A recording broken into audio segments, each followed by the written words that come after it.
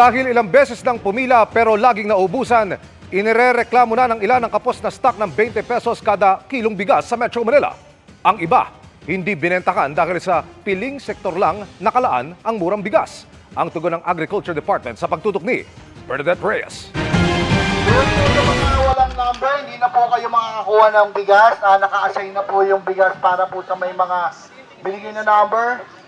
And antay na lang po sa susunod na announcement. Dismayado ang ilang residente ng Navotas matapos malamang ubus na ang tig 20 pesos kada kilong bigas pasado alas 10 pa lang ng umaga.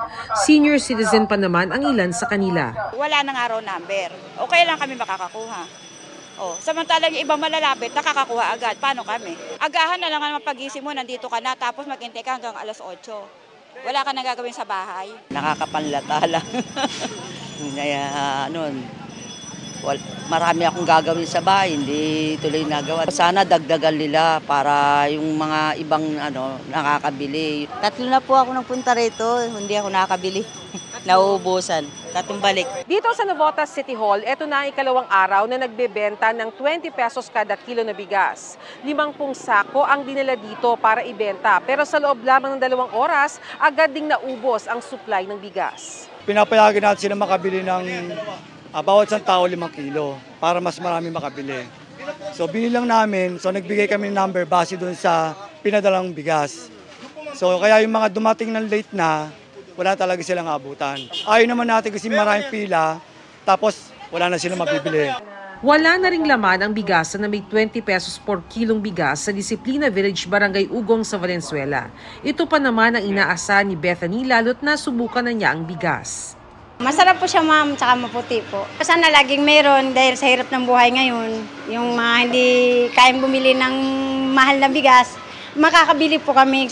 Ayon sa Kadiwa Store ng barangay, doble na ang in-order nilang stock para mas marami ang makabili. Nung malaman po nilang mayroong 20 pesos, dinumog po kami.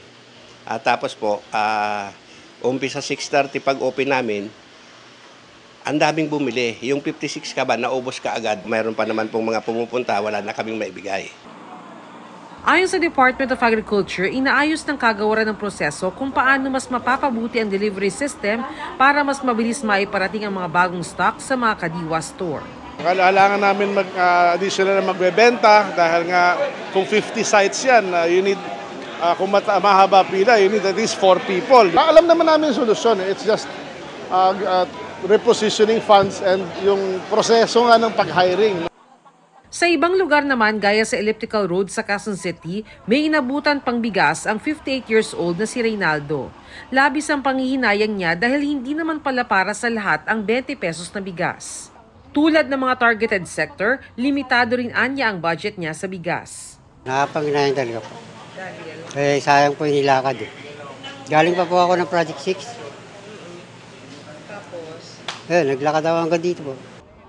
Ayon sa Department of Agriculture, pinag-aaralan nila kung mapapalawig ang programa para hindi lang limitado sa senior citizens, PWDs, solo parents at miyembro ng 4Ps ang makakabili nito. Talaga pong targeted muna yung ating ginagawa ngayon. Definitely po, inaaral natin kung gusto pa natin palawigin o expand pa para i-include po natin yung mga nasa lower income bracket. Yun po ay pinag-aaralan namin ngayon. Para sa GMA Integrated News, Bernadette Reyes, nakatutok 24 oras.